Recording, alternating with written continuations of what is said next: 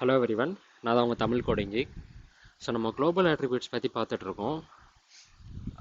நம்ம லாஸ்ட் வீடியோவில் வந்து இந்த டெக்ஸ்ட்டில் வந்து நீங்கள் வந்து கண்டென்ட் எடிட்டபிள் ஆட்ரிபியூட் யூஸ் பண்ணி பார்த்துருப்பீங்க and spell check attribute use பண்ணி பார்த்துருப்பீங்க. இந்த வீடியோவில் நம்ம வந்து ஆட்டோ ஃபோக்கஸ் அண்ட் அதுக்கப்புறம் டைரக்ஷன் டிஐஆர் அப்படின்ற 2 ஆட்ரிபியூட்ஸ் பற்றி பார்க்கலாம். ஸோ நம்ம இப்போ இந்த வெப்பேஜ் எடுத்துக்கிட்டோம் அப்படின்னா பை டிஃபால்ட்டாக நீங்கள் வெப்பேஜ் லோட் ஆனோடனே எந்த எலமெண்ட்லேயுமே வந்து ஃபோக்கஸாக இல்லை நம்மளோட கர்சர். ஸோ ஒருவேளை நம்ம வந்து இந்த இன்புட் ஃபீல்டில் வெப்பேஜ் லோட் ஆனோடனே கர்சரை ஃபோக்கஸ்டாக வைக்கணும் அப்படின்னா அதுக்கு வந்து நம்ம வந்து ஆட்டோ ஃபோக்கஸ் அப்படின்ற ஆட்ரிபியூட் யூஸ் பண்ணலாம். ஸோ இந்த ஆட்டோ ஃபோக்கஸ்ன்ற ஆட்ரிபியூட் நான் டிக்ளேர் பண்ணிவிட்டு அந்த இன்புட் ஃபீல்டில் ரிஃப்ரெஷ் பண்ணேன் அப்படின்னா உங்களுக்கு அந்த ஃபீல்டில் ஃபோக்கஸ் ஆகிருக்கும் கர்சரு. ஸோ நீங்கள் டைப் பண்ணிங்கன்னா அது ஆக்டிவாக இருக்கும் உங்களுக்கு. அண்டு நம்ம வந்து மல்டிபிள் ஆட்டோ ஃபோக்கஸ் வந்து ஒரே வெப்பேஜில் போடக்கூடாது. ஒரு ஆட்டோ ஃபோக்கஸ் தான் ஒர்க் ஆகும்.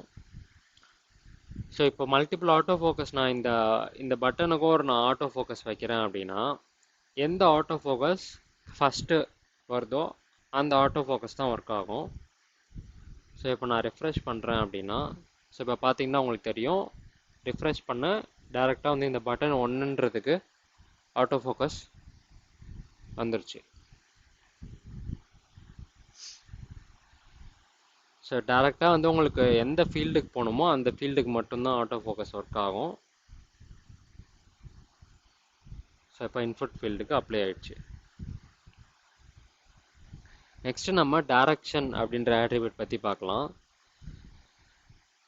இப்போ இந்த பி டேக் வந்து நார்மல் லேஅவுட்டில் லெஃப்ட் டு ரைட் வந்து டெக்ஸ்ட் வந்து ஸ்டார்ட் ஆகுது.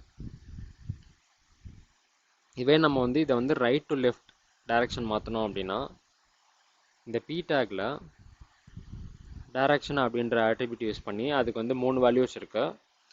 ஒன்று வந்து default LTR left to right அப்படின்றது, ஆர்டிஎல் அப்படின்றது ரைட் டு லெஃப்ட்டு, ஆட்டோன்றது அதோட பேரண்ட் எலமெண்ட்ஸ் அது என்ன அப்ளை ஆகிருக்கோ அது சேமே அப்ளை ஆகிடும். ஸோ நான் இப்போ வந்து ஆர்டிஎல் அப்படின்றது கொடுக்குறேன் அண்ட் ரிஃப்ரெஷ் பண்ணேன் அப்படின்னா நீங்கள் பார்க்கலாம் இந்த டெக்ஸ்ட் வந்து உங்களுக்கு வந்து ரைட் சைட் ஆஃப் த ஸ்க்ரீன்லேருந்து ஸ்டார்ட் ஆகுது. ஸோ இதில் நீங்கள் ஏதாச்சும் எடிட் பண்ணோம் அப்படின்னாலும் நீங்கள் வந்து அதெல்லாம் சேமாக தான் ஒர்க் ஆகும்.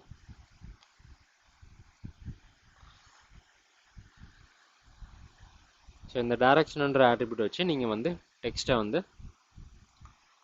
எந்த சைட் ஆஃப் த ஸ்க்ரீன்லேருந்து ஸ்டார்ட் ஆகணும் ஆர்